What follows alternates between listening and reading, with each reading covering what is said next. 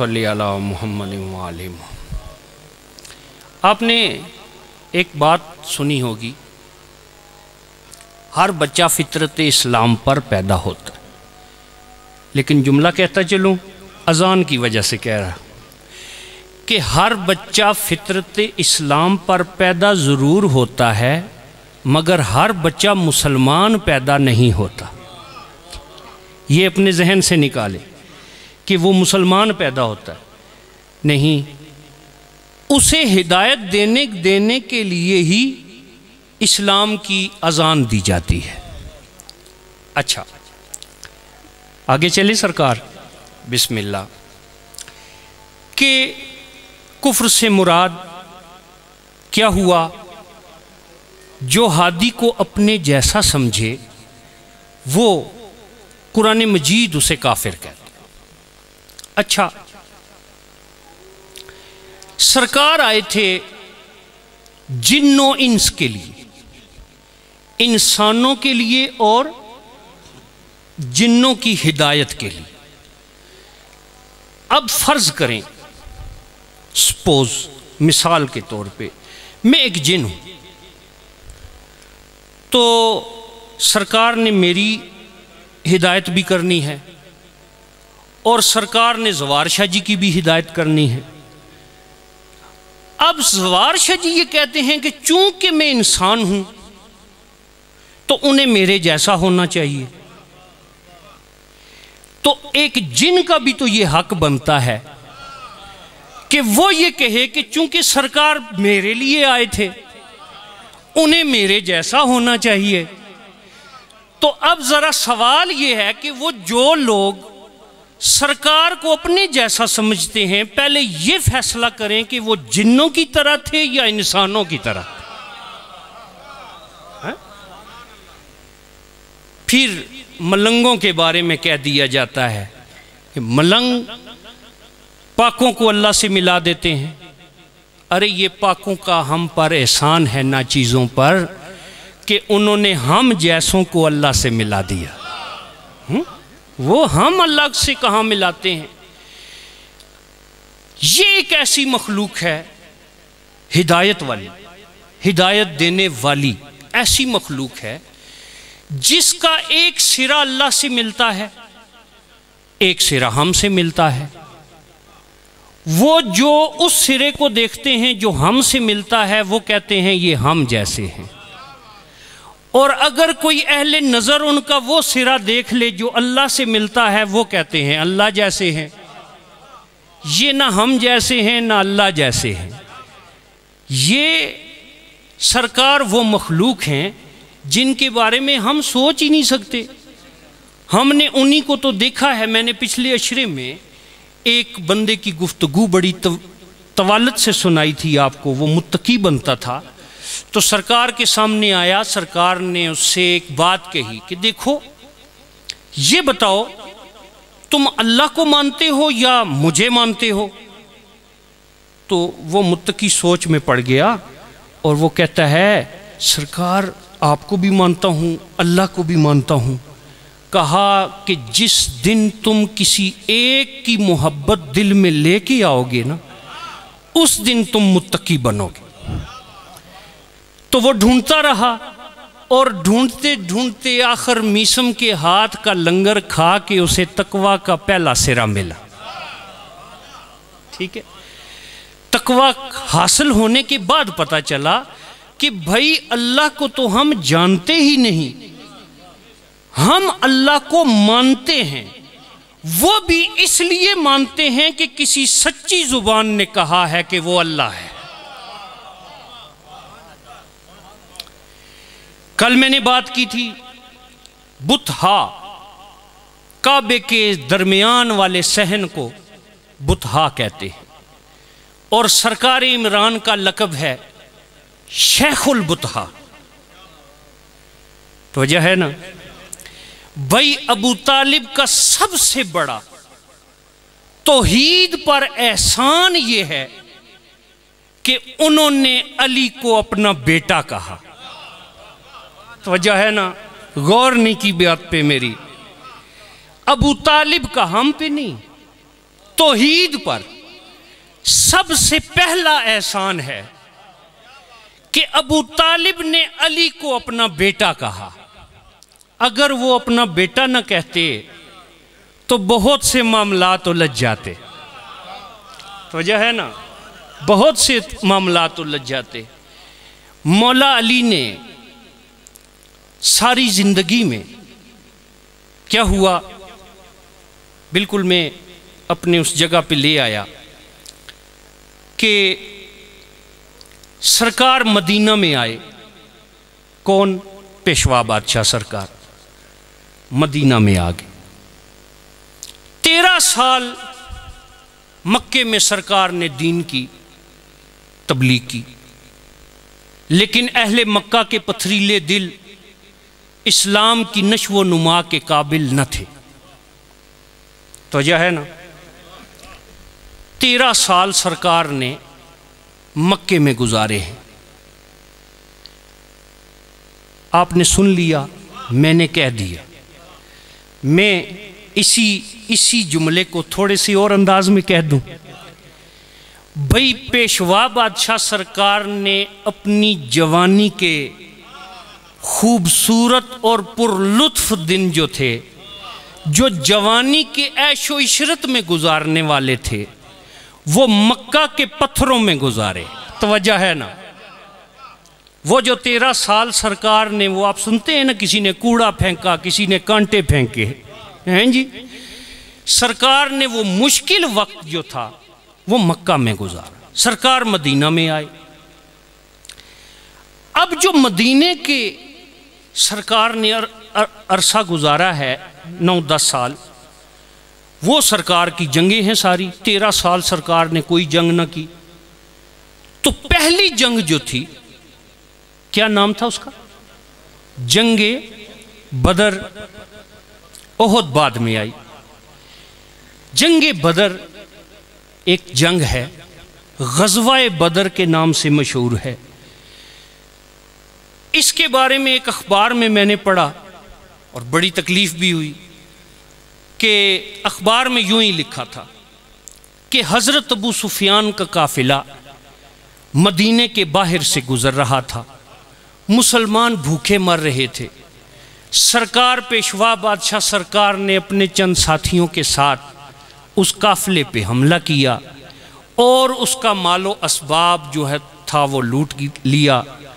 حضرت ابو سفیان بڑی مشکل سے جان بچا کر اس قافلے سے دور ہوئے, اور پھر جو ہے انہوں نے وہ جو بندے اس قافلے میں مارے گئے تھے, اس کے قتل کے طور پہ, اس کے قتل کے بدلے کے طور پہ جنگ بدر کا جو واقعہ ہے یہ پیش آئے.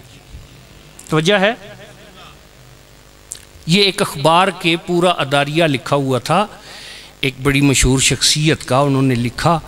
تو یہ میرے ذہن میں اس وقت سے آیا کہ چونکہ ہمارے مسلمان بھائی جنگ بدر سے آشنا نہیں, انہیں پتہ نہیں کہ ہوا کیا تھا, تو اگر ان کو بتا دیا جائے تو کیا قباحت ہے. اگر کسی کو یہی بات تاریخ کی بتانی ہے جو اس اداریے میں لکھی ہوئی تھی, تو پھر اگر کوئی کارٹون بنا دیتا ہے سرکار کی توہین کے لیے, تو اس پہ کسی کو کیا اعتراض؟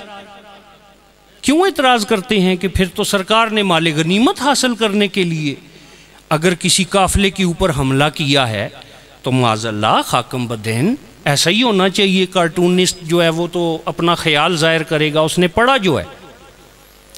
توجہ ہے آپ کی؟ ایسا نہیں ہوا. ایسا ہوا کہ مدینے میں انصار جتنے تھے, توجہ ہے نا, پھر ایک لفظ عرض کرتا چلوں, انصار جمع ہے ناصر کی. ناصر کہتے ہیں مددگار کو. تو بہت سارے مددگار ہوں تو انہیں انصار کہتے ہیں. انصار مدینہ کون تھے؟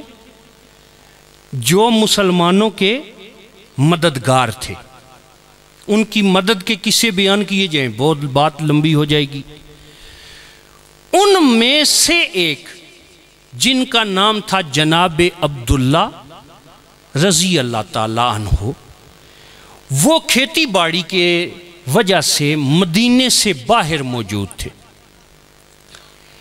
اب یہ ایک قافلہ گزرتا ہے اور چونکہ انہیں ہجرت پہ غصہ ہے، توجہ ہے نا، مسلمانوں کے پیشوا کی ہجرت پہ چونکہ غصہ ہے، تو وہ قافلہ جب گزرتا ہے تو وہ کہتا ہے کہ انہیں تو ہم کچھ کہہ نہیں سکتے کیونکہ ابھی وہ مدینے میں ہیں، تو ایسا کرتے ہیں کہ یہ جو ایک بندہ کسان ہے اس کو قتل کر دیتے ہیں۔ انہوں نے گزرتے ہوئے وہ مولا کا ایک صحابی جو تھا اسے قتل کیا، شہید کیا۔ اب اس کی شہادت کی وجہ جب خبر آئی مدینے میں تو اس کی شہادت کی وجہ سے سرکار نے پیچھا کیا۔ کتنا فرق ہے اس بات میں اور اس بات میں؟ جب پیچھا کیا تو پھر وہ قافلہ وہاں سے چلا گیا اور اس میں سے جو ان کی شہادت کی وجہ تھے لوگ، وہ 2-4 افراد جو تھے وہ سرکار نے ان کو قتل کیا۔ ان کے قتل کی وجہ سے اب جو کفار مکہ تھے انہوں نے یہ فیصلہ کیا کہ ایسا کرتے ہیں، باقی تو ہم کچھ نہیں کر سکتے، اب یہ جو موومنٹ ہے اسلام کی، اس کو ختم کرنے کے لیے ایک جنگ کا آغاز کیا جائے۔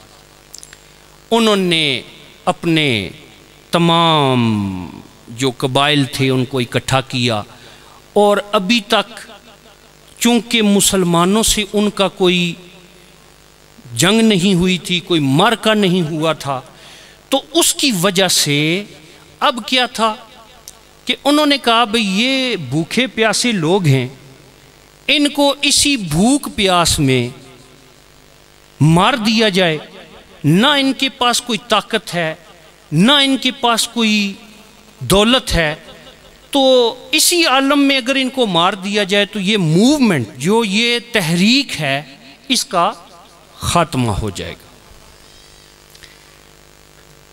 کیا بات ہے، جب بھی توحید کے مخالف نے بھوک اور پیاس کو دیکھ کر حملہ کیا اسے شکست ہی کھانی پڑی ہے۔ غربت دیکھ کر انہوں نے جب حملے کا ارادہ کیا تو اب کیا ہوا کہ سامنے بدر کے سارے کفار آ گئے، ان کے پاس بڑا لاؤ لشکر ہے۔ بدر ایک جگہ ہے جو مدینے سے باہر ہے، بدر کے کنویں مشہور تھے، چونکہ یہاں پر جتنے قافلے آتے تھے وہ اپنے جانوروں کو خود پانی سے سیراب کرتے تھے، تو یہ ایک جگہ تھی، گزرگاہ تھی قافلوں کی، تو یہ مشہور تھی میدان بدر کے یا بدر کے کنووں کے حساب سے، چاہے بدر۔ توجہ ہے نا، میری بات سمجھ آ رہی ہے؟ بالکل میں نے تمہید ختم کر دی، یہی مشکل باتیں تھی جو میں کر چکا، میں اختصار سے گزر آیا۔ صلوات پڑھیے نا بآواز بلند۔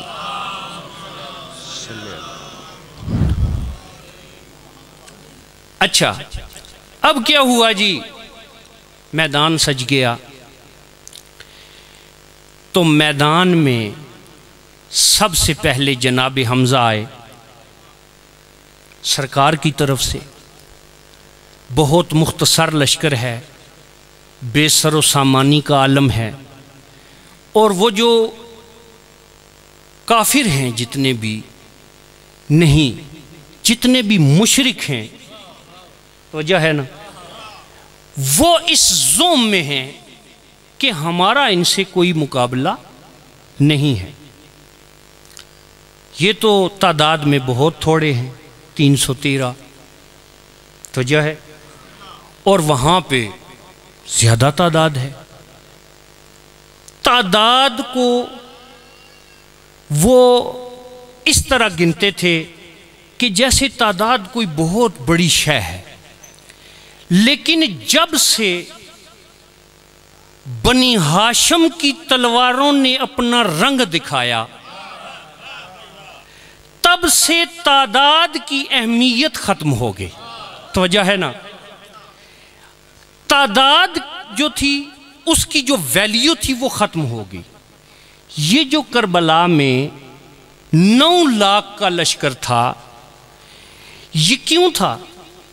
اس لیے کہ انہیں معلوم تھا کہ مقابلہ بنی ہاشم سے ہے، اس لیے تھا۔ غازی سرکار کے حوالے سے ایک جملہ کہتا چلوں،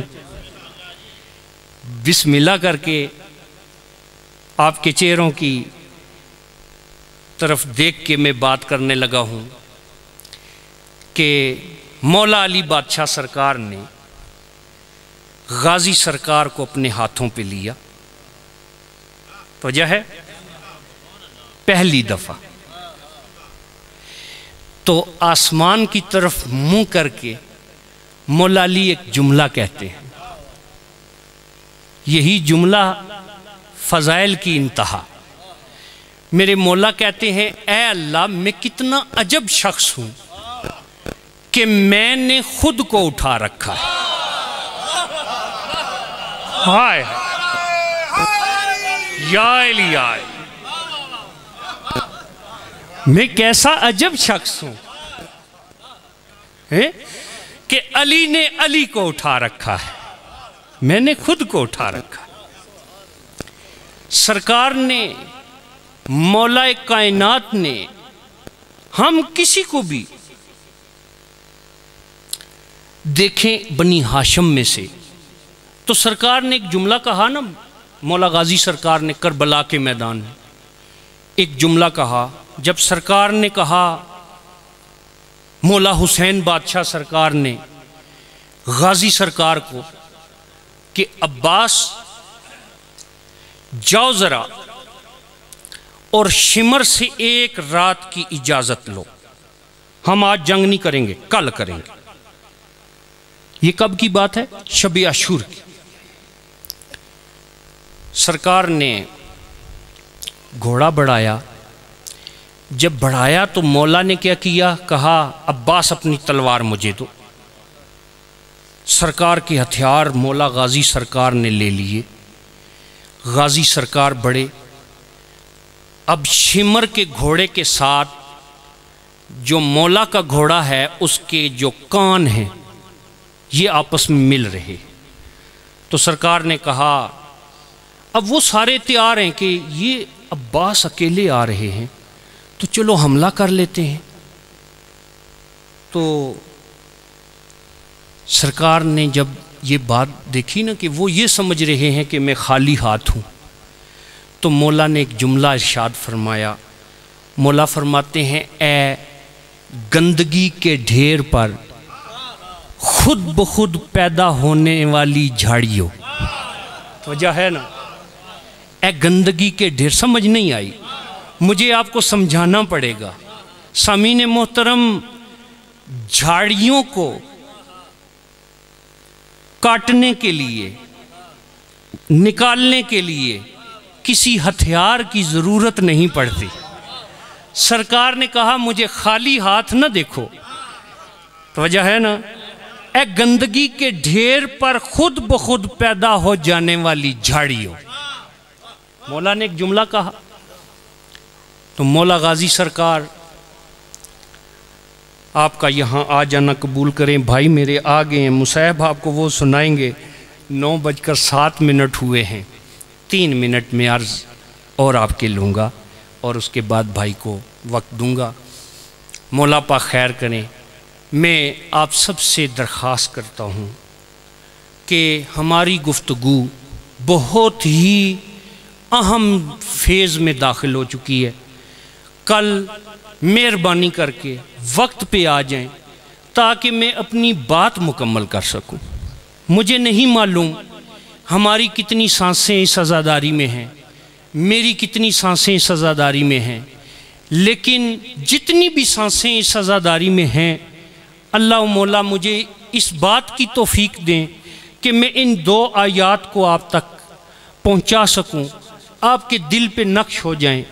یہ اگر نقش ہو گئیں تو مجھے یقین ہے کہ قیامت والے دن جب آپ اٹھیں گے تو آپ کو پیشوا ڈھونڈیں گے، آپ پیشوا کو ڈھونڈیں گے، یقین کے ساتھ۔ میرے مولا کا فرمان ہے، میرے مولا فرماتے ہیں شک کی نماز جو پوری شب پڑھی جائے۔ کون سی نماز؟ شک کی، جس میں آپ کے دل میں کوئی شک ہے، اس سے یقین کے ساتھ سو جانا بہتر ہے۔ اگر آپ کو یقین آ جائے کہ میرا امام میرے سر پہ ہے، تو آپ کی یقین کے ساتھ سونا بستر پر اس شک کی نماز سے بہتر ہے، وہ جو پوری شب گزاری ہے آپ۔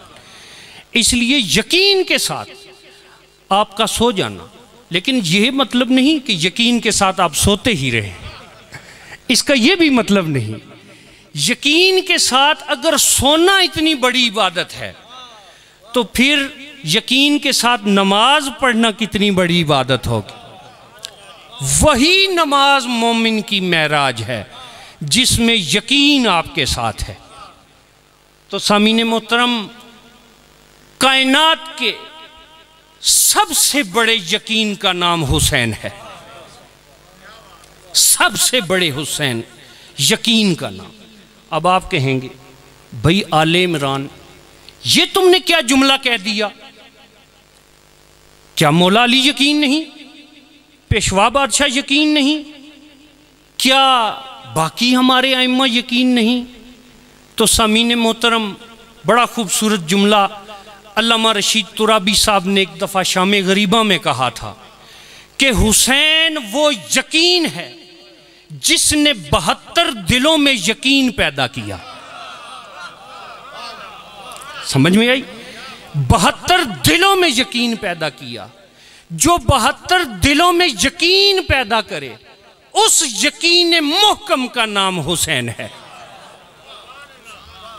دوسروں کو بادشاہت یا حکومت اللہ نے ازراہ کرم عطا کی تھی، حسین نے قیمت دے کر شاہی لی ہے۔ حسین نے کسی کا احسان نہیں رکھا، حسین نے اکبر کا سینے سے برچی کا پھل کھینچ کے شاہی لی ہے، قاسم کی لاش کے ٹکڑے اٹھا کے شاہی لی ہے۔ دنیائے آدمیت کا بے مثل شہنشاہ ہے حسین، سب سے بڑا بے مثل بندہ ہے حسین۔ ذرا غور کریں گے اس بات پہ کہ تمام رسولوں میں حسین کے نانا بے مثل، تمام دنیا کے ولیوں میں حسین کے بابا بے مثل، تمام دنیا کی عورتوں میں حسین کی ماں بے مثل، دنیا بھر کے بھائیوں میں حسین کے بھائی بے مثل، دنیا بھر کی بہنوں میں حسین کی بہنیں بے مثل، دنیا بھر کے بیٹوں میں حسین کے بیٹے بے مثل، دنیا بھر کی بیٹیوں میں حسین کی بیٹیاں بے مثل، حسین کی فوج بھی بے مثل، حسین کا علمدار بھی بے مثل، حسین کا شیرخوار بھی بے مثل، حسین کا دشمن بھی بے مثل، حسین کا عزادار بھی بے مثل، حسین کی یادگار بھی بے مثل۔ جہاں اتنی بے مثالیاں اکٹھی ہو جائیں وہاں زبان سے بے اختیار نکلتا ہے حسین لیسا کمثلہ شیء، حسین تو وہ ہے تیری مثل نہیں۔ نہ اللہ کی کوئی مثل ہے نہ حسین کی کوئی مثل ہے۔ اللہ کی اللہ ہونے میں مثل نہیں، حسین کی بندہ ہونے میں کوئی مثل نہیں۔ ایسے بے مثل شہنشاہ کے دربار میں بیٹھے ہیں آپ لوگ، خدا آپ کا یہاں آ جانا قبول کرے۔